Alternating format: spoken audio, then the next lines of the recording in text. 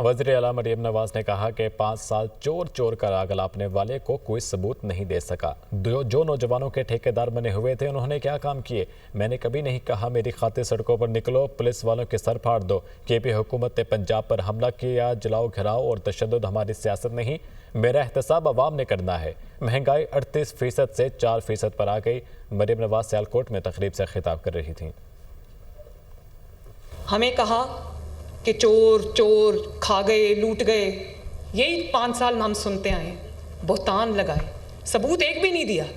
और आजकल बहुत से नौजवानों के ठेकेदार बने हुए हैं, मैं नाम किसी का नहीं लेना चाहती, लेकिन उन ठेकेदारों ने क्या तालीम दी बच्चों को। उनको कहा कि जाओ स्टेट से, मुल्क से लड़ जाओ।